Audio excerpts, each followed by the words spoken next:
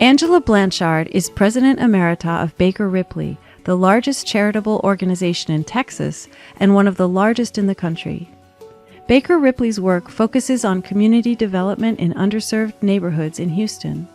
As the leader of the organization, Angela has worked on issues related to immigration, refugee resettlement, and disaster relief, most recently mobilizing to shelter tens of thousands of people after Hurricane Harvey. Currently, Angela is in residence at Brown as a Taubman Fellow and a Swearer Center Social Entrepreneur in Residence. She sat down with Trending Globally to talk about her work.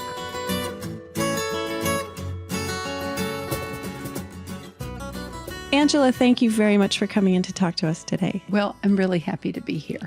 I'm looking forward to the conversation. Me too. Let's talk about Houston, your pretty much hometown by now, and the city that you love so much.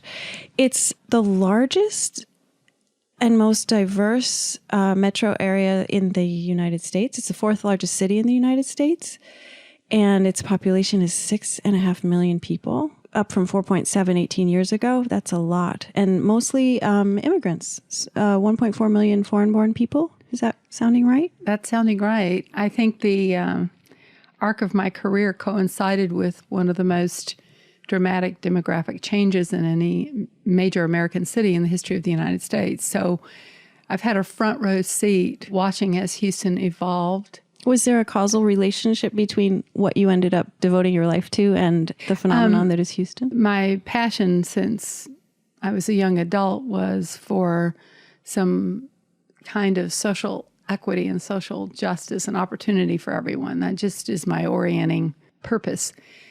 In Houston, it became a really fascinating journey as Houston itself is a very welcoming city, always has been. We sort of fundamentally embrace people for who they are. More importantly, what are they trying to get done? So people flock to the city not because of its fabulous weather or wonderful terrain. It's about opportunity.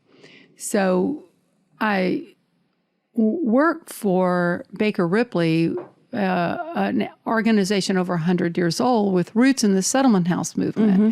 So the settlement house movement was fundamentally an international movement in the 1800s and early 1900s that was about creating landing places for people as they arrived. Mm-hmm. So now you're in a new country, you're in a new city.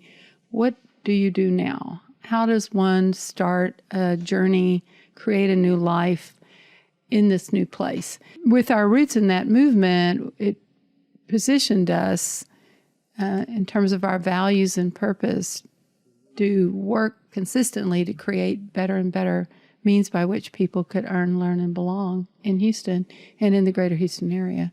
Let's talk about Baker Ripley for a minute.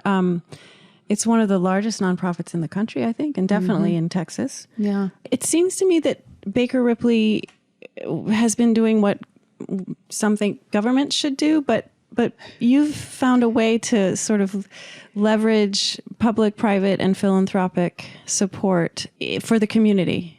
Can you talk about that?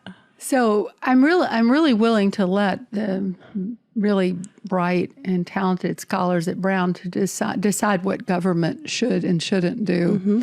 I have a much more pragmatic outlook, and that is, as a practitioner on the ground, what we think about all the time is how to assemble the available resources. What is going to be provided that could be arranged to support people on this journey.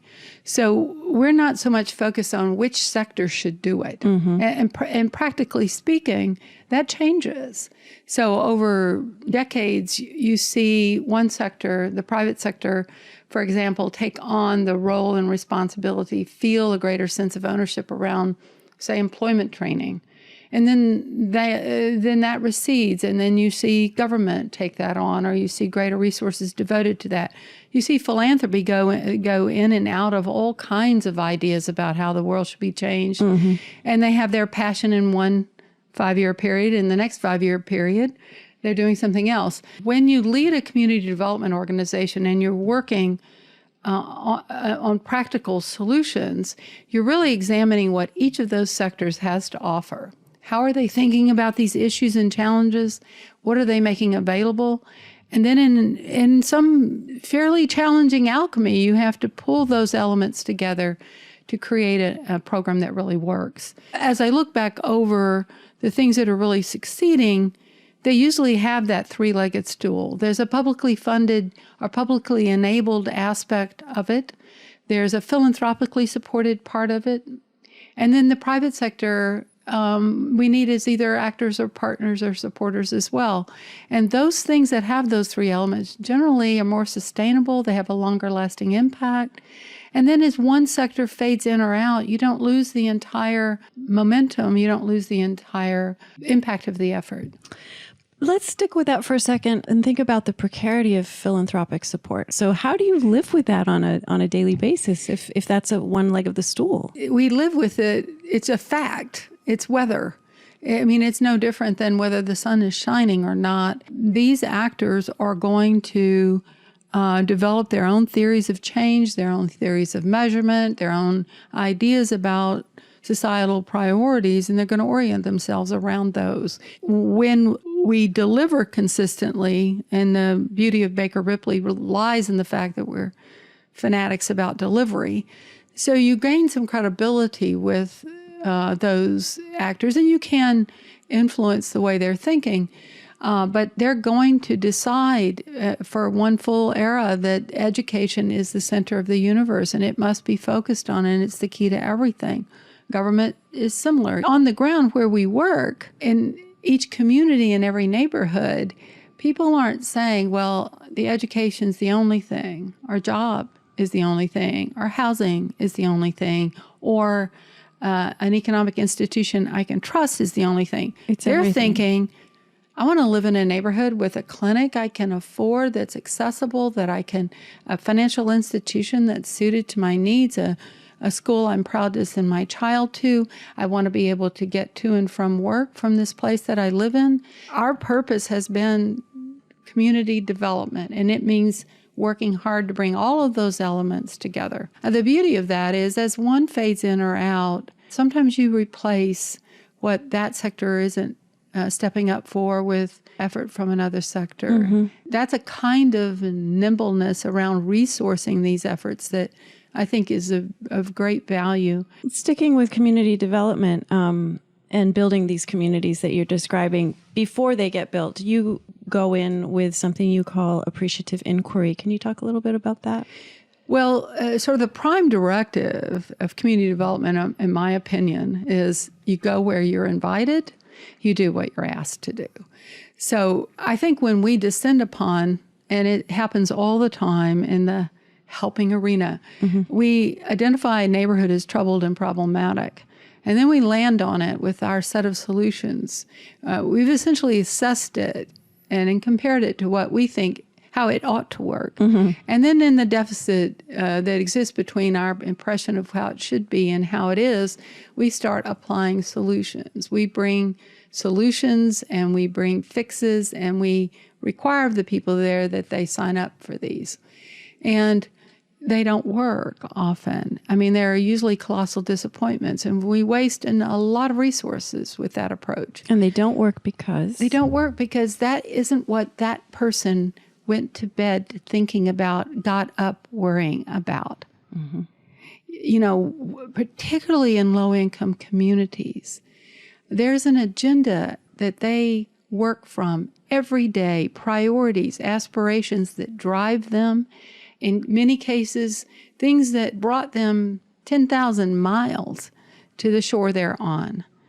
And when you work with people around what matters most to them, the question of motivation doesn't exist. The question of willingness goes out the window. You're actually delivering in a practical way that which they have done everything possible to secure for themselves.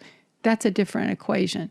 So appreciative inquiry gets at what matters most to people. It's a way of looking at any individual, family, system, community from the standpoint of what gives life to it. What is its orienting purpose? What is it that people, in the instance of an individual, what is it that keeps them going? Appreciative inquiry was developed at Case Western in the 70s by a man named David Cooperrider. It's a very rigorous form. It's not positive thinking. And this is one thing I'm always having to clarify with people new to this. This is not some way of going into a community and saying all of these problems don't exist. Let's just focus on the happy parts. It's more about listening, isn't it? It's really about getting an appreciative inquiry is getting to what gives life to this system, community, and family.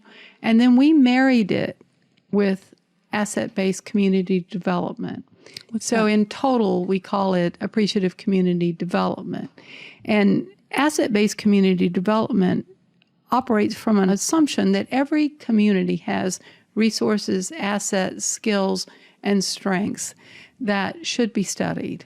And that availing ourselves of that inventory, making visible and clear to everyone what's working, is a foundation for investment that is much stronger and more effective than the deficit models of the past. So putting that method of inquiry together, the crafting of questions that get at the heart and strengths of the community, putting that together with inventory about what's there, what's working, what people have already created for themselves, that becomes the story then and the foundation for further investment. So asking what's working, not what's deciding what's not working. Right. How do you take that approach and that mindset and apply it to disaster relief and recovery? One of the most creative acts that any human being undertakes is to rebuild your entire life in a new place. So if that's going to be your undertaking, that's the journey you're on. The starting place is a place of loss and grief and devastation. This is not to be dismissed. And people arrive with their stories of what this displacement, this disruption has cost them. And at each step, there's gratitude and grief in equal measure. So when we're working appreciatively with people who've come out of these devastating circumstances and made these very traumatic journeys to get to a safer place, what we're going to focus on appreciatively is what are the strengths and skills that got them through that? What made it possible for them to make that journey? What are the things in their lives in the past they've overcome? What can they recall was a resource to them when they faced that? Because understanding what it is that people can count on in themselves and others, understanding what they have to offer in terms of their contributions in the new place in which they found themselves, that becomes a foundation for how we help. Angela, you've said that despair is expensive. What do you mean by that? Well, as our work got better known, I started being invited to a lot of other cities grappling with the challenges of creating landing places and on-ramps for newly arrived people. And also cities grappling with what to do with the people that, as their cities have evolved and grown and perhaps become more high-functioning, there are groups of people within the city that weren't a part of that story. So cities now are saying, increasingly, I'm finding city leaders saying, well, we really can't move on without everyone. And the notion that we could just make this work and these people here who are a problem, they'll have to figure it out on their own, or they're not our problem, or too bad for them, or, well, they're here, that should be enough. I mean, that's just dying because city leaders increasingly are seeing every time we try to write a story that leaves a whole group of people out, we pay a price for that. And when the invoice comes due, it's really expensive. Mm-hmm. There's something in the human spirit that responds to, deeply experiences the impact of being left out and written off.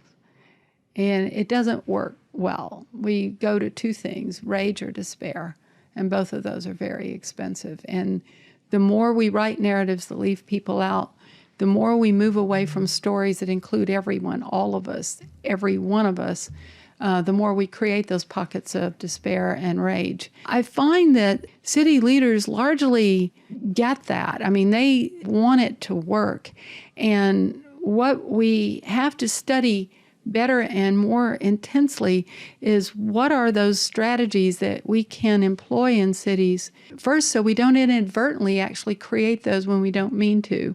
Cities all over Europe, for example, now are saying we don't want to create ghettos. We don't want to create these isolated communities with people whose culture and practice and language are different, and then somehow we build walls without meaning to around that, and they can't get out.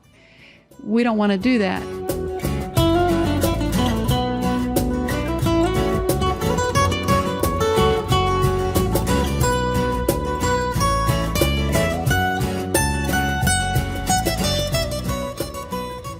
Well, as you go around the world and visit these cities, is there anything that you can bring back? That are you seeing where this is being done right? Yeah. Well, it should be no secret. I'm only looking for what's working. I think we have plenty of people studying the rest.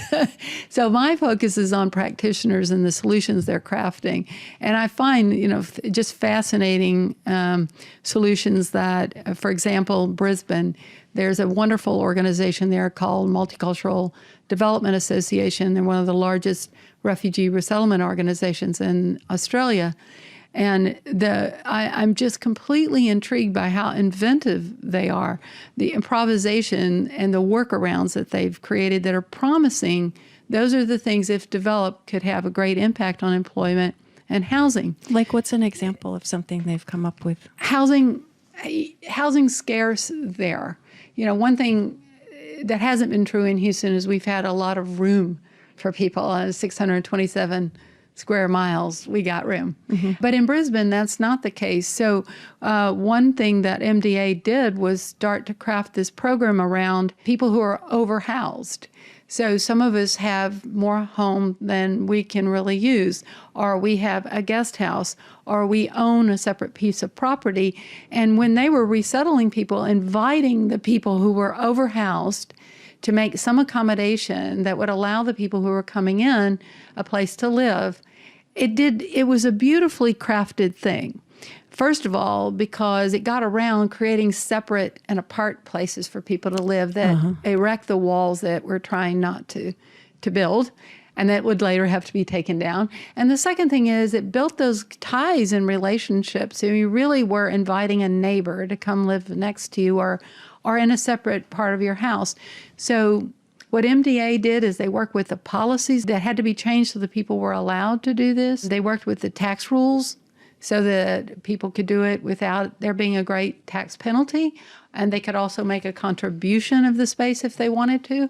And then they worked in a very simple fashion to help people, for example, put a separate entrance to one area of the home so that they could make that available to a family or an individual. Going back to Houston and now talking about community development, immigration, and natural disasters. Is Houston the city of the future? I think we're the city of now. We've been talking about these things in the future, and it's a very human thing to do. Let's just keep pushing it out. We'll keep calling it the future. That means we have time, but it's here.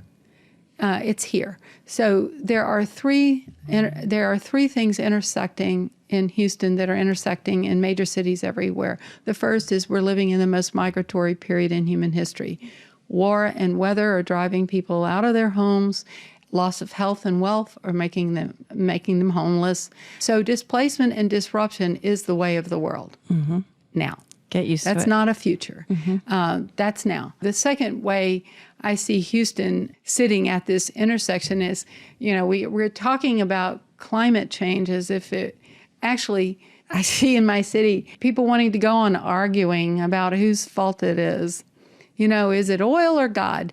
And really, I could care less at this point if it's oil or God. It is here. The seas are rising. The storms are bigger. Everything we built and imagined would somehow help mitigate all of that is being overwhelmed. This is not the Angela opinion. There are great, well-developed works around the fact that many cities will be living with water. So I think we're one of those cities. We're living with water. And in some respects, I think Houston has this, our geography demands this. We are in a race to see how fast we can move past an utter dependence on fossil fuel, and can we do that before the water comes up and covers the refineries? So That's a beautiful model. It's hard to describe what it feels like to be the city that is both. We had wonderful, helpful people during Harvey that tweeted things to us like, it's your fault you're having this flood because you made all the, oil that warmed everything, and now you're getting what you deserve. We find that very amusing in our city because, of course, we pay a great big price for producing what the country largely, a significant portion of the country, depends upon. And in Houston, people are thinking all the time about what are the alternatives, how can we do this in a different way. At the same time, we saw Florida struggle with a hurricane there right after Harvey with people who couldn't get gas because, we couldn't send it. So this is the interdependencies that we're all going to face are also not being addressed. And I think Houston sits there as kind of at the intersection of these challenges that we face around how we're going to live in this world with a completely different climate. I suppose Harvey is still fresh in your mind. As the recovery. I'm still dreaming about it. I'm not surprised. So my question is, and you lived through Katrina, is Houston getting better at response?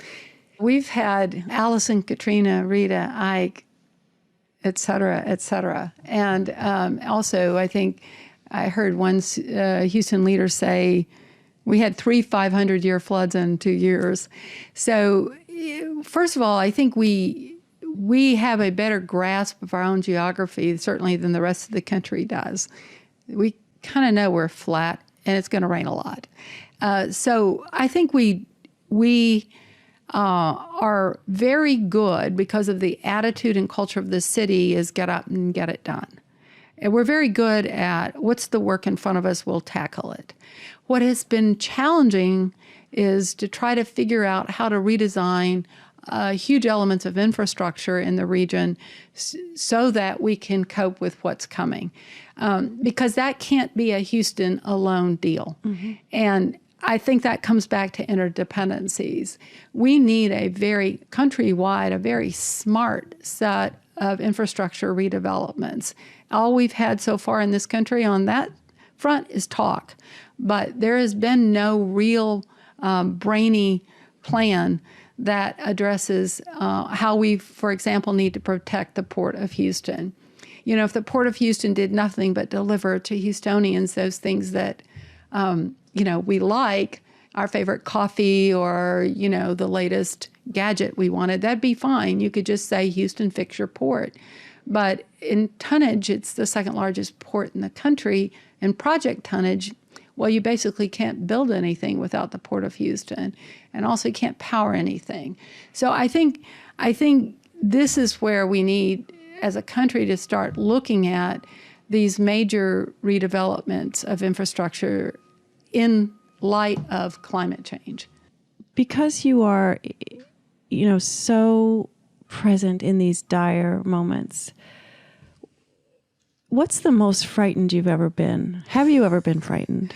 Yeah, I'm trying to remember when I haven't been frightened. I think fear is just part of the human condition. I mean, here's the thing. Sometimes we think a good life is made up of safety, security, predictability, and routine. And we'll do almost anything to create those. And actually, when we get them all right, we're living in a prison. So I think, that's a long time ago, what I've learned from watching all the people that come up on our shores is that really isn't, we're really not at our best when everything is totally within our control. We seem to be better as a species when we're challenged. I found that I'm less afraid when I'm actively engaged in doing things, but there's also moments like the middle of the night during Harvey when I learned that there was a refinery, a chemical plant that had caught fire. I didn't know where it was yet. I had just come from the shelter. I didn't have all the information. I learned the water supply had gone out in Beaumont, Texas, which is just 80-something miles from Houston, and 120,000 people live there. And then there was that was the beginning of the talk about our concern that one of the key reservoirs might fail. And what I feared most at that moment was a series of cascading events that added up to something far larger. And I do think that some of the disasters that we're facing going forward are going to be of that kind, where you see flooding that creates this circumstance that causes the loss of that leads to this, and that back to the interdependencies, that then the field, the arena of disaster becomes much larger than the actual geography where the rain fell. And so that night I was pretty scared. I kind of took a mental checklist of all the leaders I knew and everything I thought we were capable of doing together, and thought this could get bigger than all of us. And that was frightening. I'm glad it didn't. Yeah, me too. Yeah. You are in refugee camps and you make pop-up shelters in the middle of a hurricane for 17,000 people in a day. You are on the ground doing the work, but you're also a gifted storyteller. And I think it's incredibly fortunate that you are able to be the ambassador for this kind of work. Was that a conscious thing, or is that who you are? Born of necessity. First, I'm Cajun, and Cajun culture really is a lot about storytelling. And I actually, I come from a large family, so you have to be good or you won't get heard. It's just that simple, there's a constant competition. But I think also in terms of creating that big we, which is really my whole career has been about what's the narrative and the story we all belong to, because people don't support that which leaves them out. And demonizing one group in favor of another, or explaining your responsibility for hurt and parsing grievances, and it doesn't get us anywhere. And oftentimes there is a story at the heart of every community that that unites everyone in that community, in that city, and at some point, sometimes in a country. And those are the stories that I'm interested in, because when we tell those, we can come together and be constructively engaged. But really, I think I tell stories because I think that's the way we learn best. We don't learn exclusively that way, and we need scholarly effort. We need research. We need to examine what we do. We need reflective practice. We need all of that. But when we come out with that, it needs to be woven into a story with a beginning, a middle, and some kind of ending or possibility that we can move toward.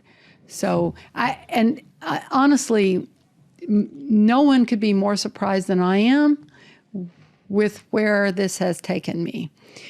Because I'm telling you honestly, I'm a Cajun girl from Beaumont, Texas, and I was not thinking, one day I'll travel the world and learn about displacement and disasters and work with city leaders on how to do that better. No, my passionate curiosity about how to help, how do we help people realize potential? How do we eliminate unnecessary suffering? I think these are the bookends of all we can really do for one another. And we ought to do it as well as we can, and we ought to be as efficient as possible while doing it. So there you have it. You've been invited to the White House 3 times? Do you think you'll be invited to this White House? I hope not. Why? Well, because I just don't know what we would have in common. I'm always kind of looking for that narrative that unites us. I can't quite tease that out in this particular case. The fact is, we're caught up in ugly stories. The headlines are filled with ugly stories that are all about the ways in which we're divided. What I marvel at is that we can carry on that kind of hideous conversation in that sphere while all day, every day, working together, helping one another, teaching one another, employing one another, training one another. God help us if we actually function the way the headlines say we do, nothing would ever be accomplished. We'd be fighting all the time, every day, every minute. That's not what happens. In many, many places, as you know, face to face with another human being, we will do what we can. And that's what's actually going on. In a city, and people ask all the time, well, you know, Houston, Texas is so conservative. It's so, you know, anti this and anti that. And, you know, I guess that's true in the headlines. On the ground, what I've found is generosity, compassion, and a willingness to be on the same road with the people who've just gotten there. So thanks for that reminder of what it's like day to day, face to face with other humans. Yeah, we really do know how to do this. This has been Trending Globally, Politics and Policy. If you enjoyed today's conversation, you can subscribe to the podcast on iTunes, SoundCloud, or Stitcher, or download us on your favorite podcasting app. If you like us, rate us, and help others who might enjoy the show find us. For more information, go to watson.brown.edu.